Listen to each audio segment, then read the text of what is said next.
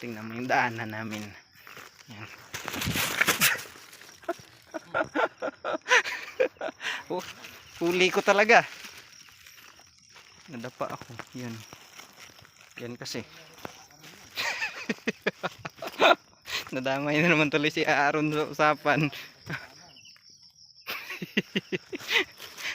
Talagang nadulas ako yun. Tingnan nyo yung kamay ko po, yung relo ko. Yan, may kalabaw.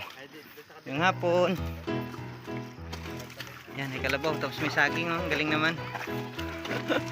Ganyan yung gulong nila, mga talaga. Oops! Nakagulat. Opo. Nagulat sa kabayo yat. Oh! Oh, takot. Ito yung aming daanan. So far, masukal siya ng bahagya sa paligid, pero yung kalsada naman ay okay naman po sa kabilang banda. Nga lang, mabuti na talaga. Tapos yun, madulas po. Pero totoo, nag-i-enjoy kami. Ayan.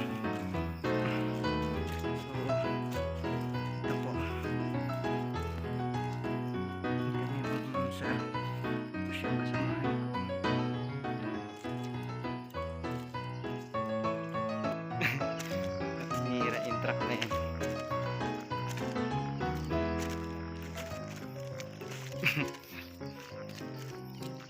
Truck. Yan yung karwahe ni Paraon. Si Mrs. ito po ang nakatungkod, dalawang tungkod. Ito po, lalim po. Masira talagang kalsada. Yan yung gagawa ng truck ng tubo. Tingnan mo yung daanan namin.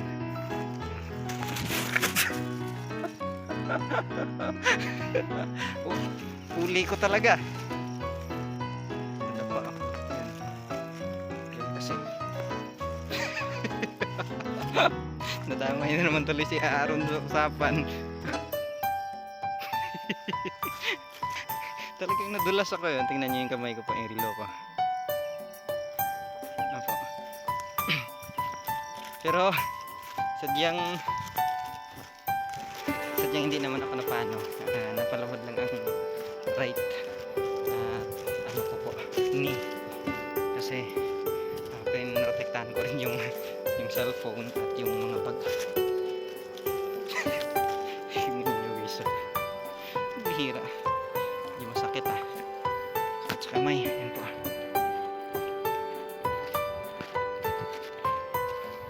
Yan yung truck ng tubo na balahaw po, hindi makaalis. So ginagawa nila ngayon, tinatambakan nila na medyo matitigas na yung pressure, makakungo sila ng mga bato. Kung ano pa din ang pwede nilang itambak na matitigas, makaalis yung truck nila.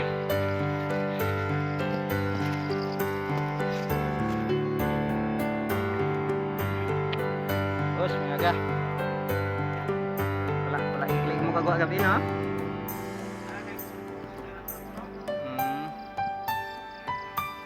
Hindi sila nagkuha sa ano, panambak?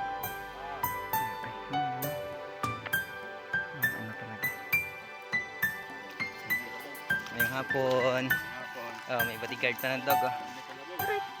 Tapos may kalabaw. Kalabaw. Ngayong hapon. Yan, may kalabaw. Tapos may saging. Oh. Galing naman. Kaya ngayong hapon. Yan, ganyan yung gulong nila, mga talaga. Oops! Nakakagulat. Opo. Nagulat sa kabayo yata. Ayan, oh, takot. Pero wala. Pero hindi niya alam na ang kabayo adlock man sa iya.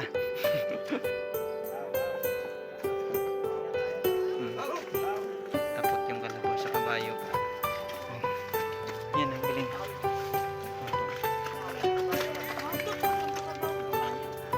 Pero wala sa kabalaw na hadlock man ang kabayo.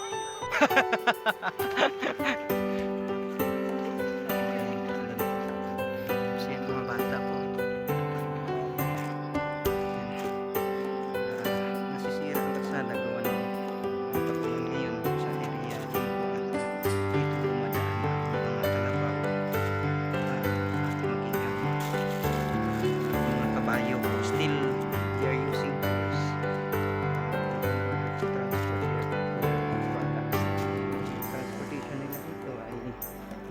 kalabaw, kabayo. So far napapasok po ito ng motor. Pero motorcycle lang talaga. Kaya good morning po. Yan.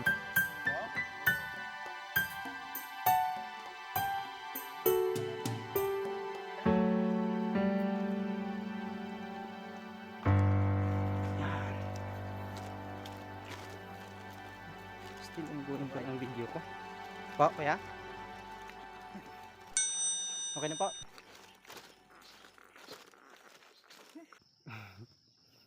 Sila kuya. Kuya. Sila po, diretso lang po. Diretso lang po. Sige lang. Tuloy-tuloy lang, dito naman ako. Para kuya, makisuyo na lang ako ng ano po, yung sa tricycle. Pasundo na lang po para at least makisuyo na lang po. Salamat. Para bali ang naging setup kasi namin yung 4 wheels ay iniwanan namin doon sa main or sa proper ng area na ito at hindi kasi makakapasok. Ngayon kung dadalhin namin at isagad namin bandang papunta rito, wala kaming maiiwanan sa area, so baka malagay sa alanganin ang sasakyan at delikado po lalo na gabi, baka mapagtripan.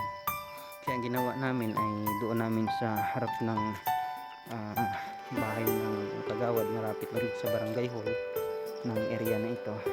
Doon namin pinark kagabi at pinakisuyo lang po doon.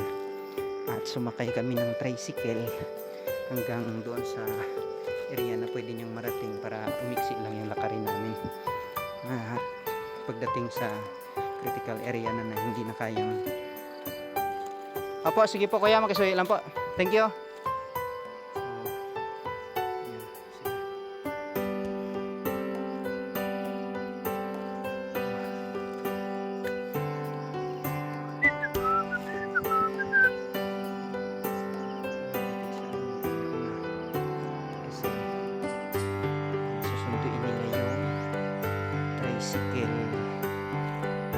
Driver na pwedeng sumundo sa amin papuntang proper nitong area or sa main para doon sa sasakyan po natin.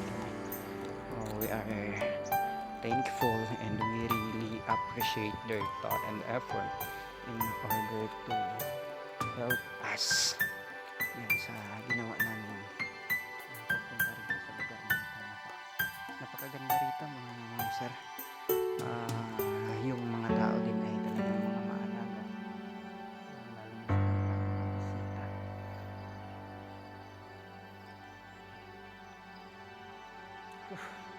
So far ito yung masasabi kong parang off-road na rin type to kasi hindi naman sementado no po. So after bed rest po ng couple of weeks po before last week, ito yung unang lakad ko na medyo malayo at yun, exercise na rin na napawisan ako.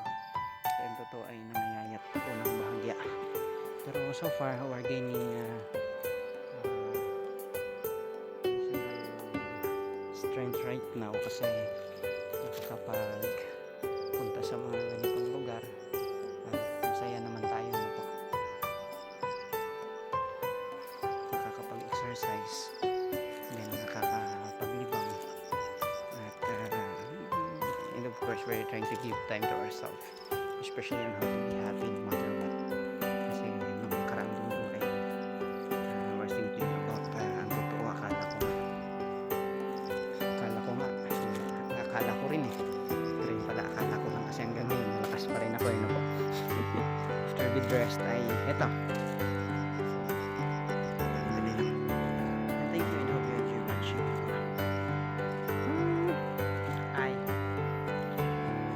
Thank you guys. Yan yung dagat ng pula guys 3 minutes.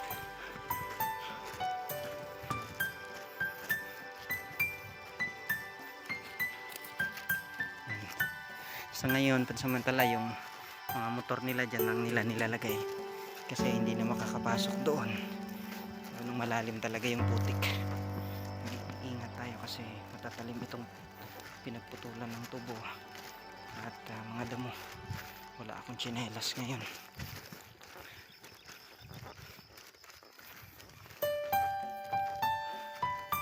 Wow, tingnan nyo guys ang area. Isang bilisan hagip. Opo, lapit na po.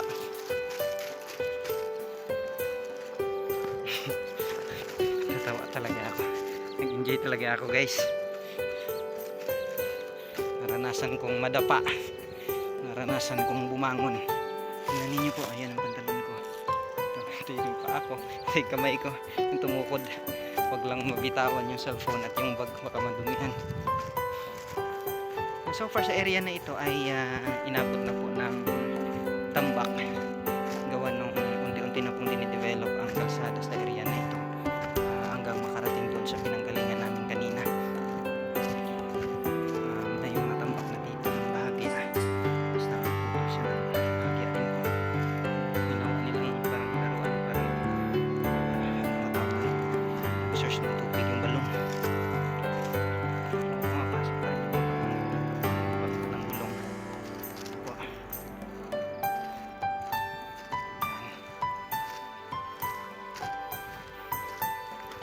Kunting lakarin na lang ito. Makakarating na kami ng sementado na area.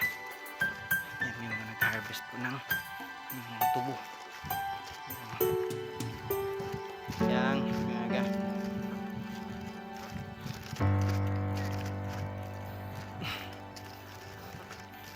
Nag-harvest sila. Ang galing. Sino yung mga motor nila. Good morning po.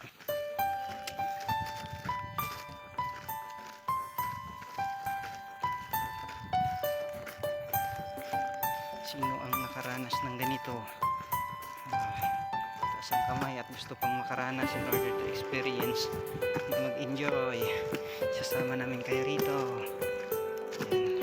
Ito may tambak na po kasi talagang dinidevelop na po ang kalsada sa area na ito at ang sementado na area ay nandyan na po sa bandang ibaba. Lapit na po.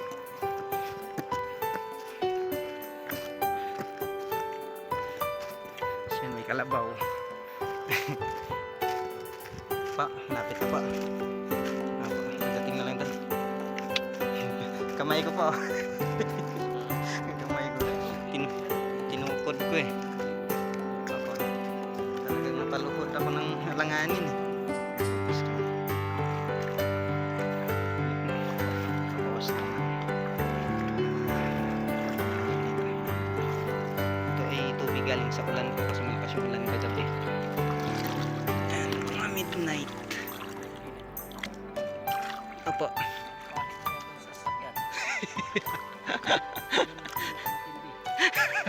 Yung tsaka yung amoy pa nito mamaya po.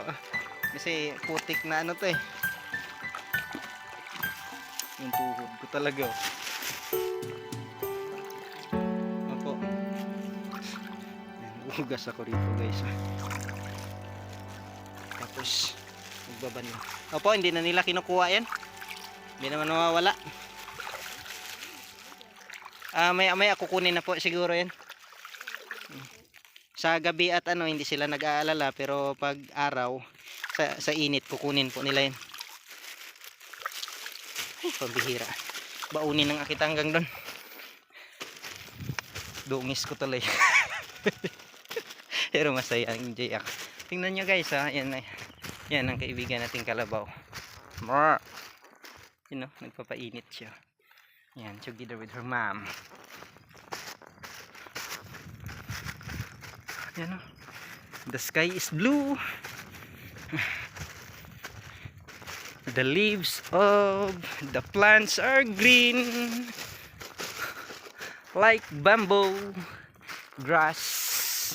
Like sugarcane though. We walk through the stones. And we walk through the land. Our motherland, our mother earth. And I wanna sing a song to you. As you listen to my song, please forgive me. Ayan, I'm happy happy lang tayo guys. Sir, ano po, we hope you enjoy watching na po.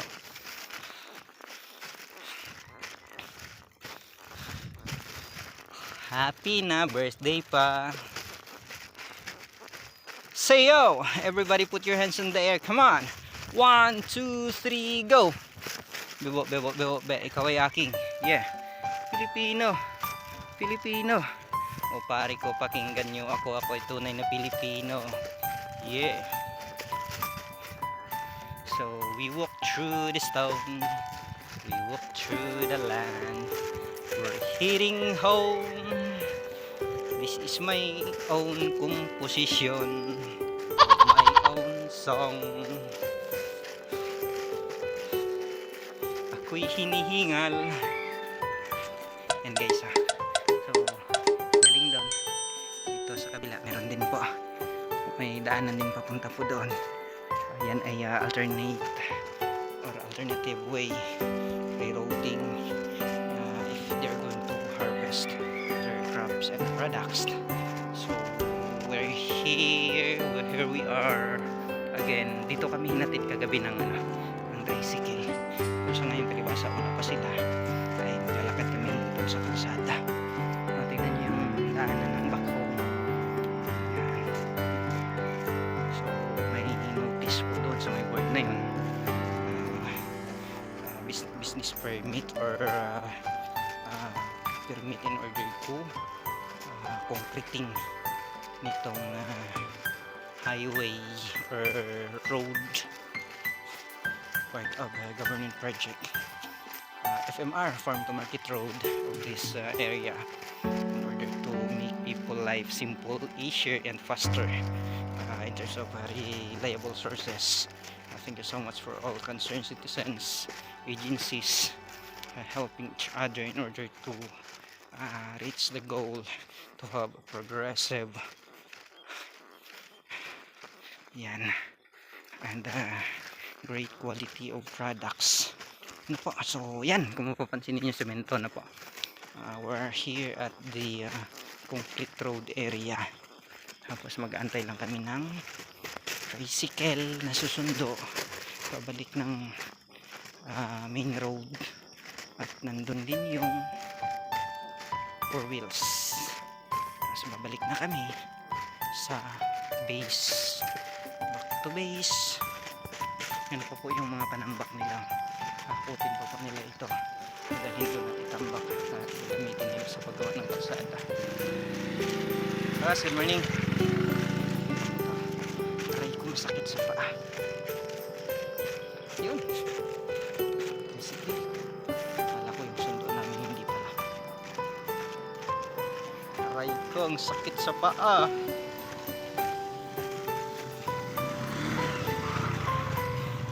May aga. Mayong aga means good morning. That is the dialect or native language and dialect of people here. Mayong aga means good morning, maayong buntag. Maayong buntag, in other term ay naimbag na aldaw, magandang araw din sa Ilocano, ano po. So yun. Good morning, good morning, good morning. Dito lang tayo, kuya. Oh.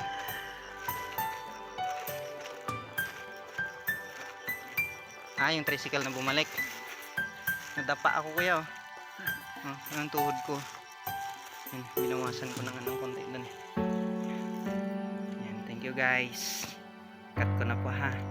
And hope you enjoy watching. Charan!